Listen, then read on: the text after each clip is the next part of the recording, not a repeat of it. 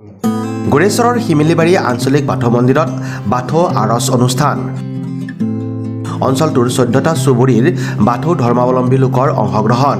অনুষ্ঠানত উপস্থিত থাকে যুৱ নেতা চক্ৰধৰ বড়ো, গড়েশ্বৰ মণ্ডল বিজেপিৰ সভাপতি সমৰেন্দ্ৰ শৰ্মা, গড়েশ্বৰ পৌৰসভাৰ ৱাৰ্ড সদস্য মণ্টুৰাম ডেকা, ITDP ৰঙিয়াৰ উপাধ্যক্ষ নীলকমল বড়ো অনুষ্ঠানত উপস্থিত থাকে। বড়ো ৰাইজৰ অভাৱ অভিযোগৰ বুজ লোৱাৰ লগতে নিৰ্মীয়মান বাথৌ মন্দিৰটো সৰ্বাংগ সুন্দৰকৈ ৰূপ দিয়া প্ৰতিশ্ৰুতি প্ৰদান কৰে চক্ৰধৰ বড়োৱে।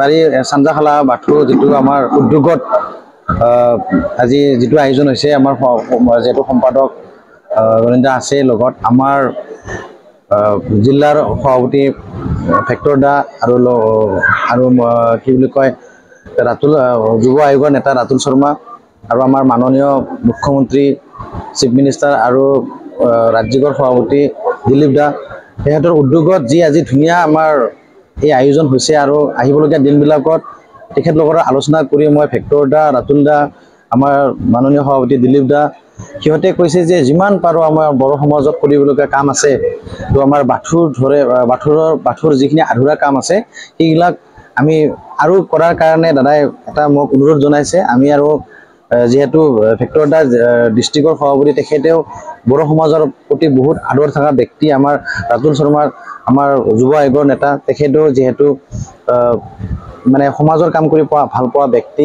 আমাৰ দিলীপ চৰকাৰৰ কথাটো ক'ব নালাগে, তেখেতে আৰু বহুত সামাজিক মানুহ আৰু আজিৰ দিনত তেখেতে যিটো অসমত কাম কৰি আছে তেনেকুৱা ব্যক্তি আজি বড়ো সমাজৰ কাৰণে চিন্তা কৰাৰ কাৰণে মই দাদাক যথেষ্ট ধন্যবাদ জনাইছোঁ।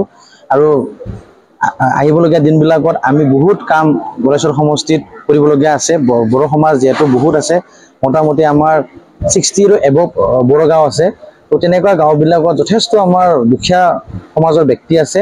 তাৰ কাৰণে দাদাই মোক আজি এসপ্তাহমান আগত দাদাই কৈছিলে যে বড়ো সমাজ যিখিনি আছে পাৰিলে তুমি একবাৰ চাবা আৰু চাই কিনে বড়ো সমাজৰ কামখিনি পাৰাখিনি কৰি দিয়ে বুলি মোক কৈছিলে। সেইখিনি হ'ব। আমাৰ বাথৌ মন্দিৰ, এই বাথৌ মন্দিৰত নিৰ্মাণত তেখেতে আগবঢ়াই লৈ গৈ আছে। তো পোনপ্ৰথমতে তেখেতক আমি সমিতিৰ হৈ অশেষ অশেষ ধন্যবাদ জনাইছোঁ। তেখেতে হৈছে উদীয়মান যুৱকে, সমাজসেৱকে এই অনুষ্ঠানটো গঢ়ি উঠাইছে, এই অনুষ্ঠানটো নিৰ্মাণ কৰিছে। তো আমি তেখেতক সমিতিৰ হৈ ধন্যবাদ জনোৱাৰ লগতে আমি আশা ৰাখিছোঁ বৰ্তমানত যিমানখিনি নিৰ্মাণ হৈছে, আগন্তুক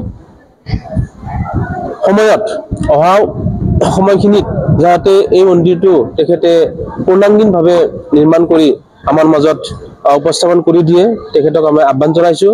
লগতে আমি তেখেতক ধন্যবাদ যাচিছোঁ। তেখেতে যে অনাগত যা BTC নিৰ্বাচন, এই BTC নিৰ্বাচনত তেখেতে বিজেপি দলৰ হৈ MCLA পদত নিৰ্বাচিত কৰাৰ কাৰণে টিকেট তেখেতে উপস্থাপন কৰিছে। আমি ইয়াৰ যোগেদি আমি আহ্বান জনাইছোঁ, তেখেত এই অঞ্চলৰে যিহেতু আমাৰ চিনাকি, গতিকে তেখেতক আমি আগবঢ়াই নিয়াটো আমাৰ ওচৰ চুবুৰীৰ দায়িত্ব। আমাৰ সমষ্টিৰে যিহেতু তেখেতে MCLA হ'ব গৈ আছে, গতিকে আমি সমূহ ৰাইজক আহ্বান জনাম, তেখেতৰ নিচিনা উদীয়মান যুৱকে, সমাজসেৱকে যদিওবা তেনেকুৱা এটা দলৰ হৈ টিকেট পাই কিনে যদি আমি তেখেতৰ নিচিনা যদি MCLA পাওঁ, হয়তো অনাগত দিনত আমি এই ধৰণে যি সামাজিক কাম কৰি আছে, সেই সামাজিক কাম কৰাবোৰ আমি আৰু অধিক পাম বুলি আমি আশা ৰাখিছোঁ। Desk report, news express, Assam.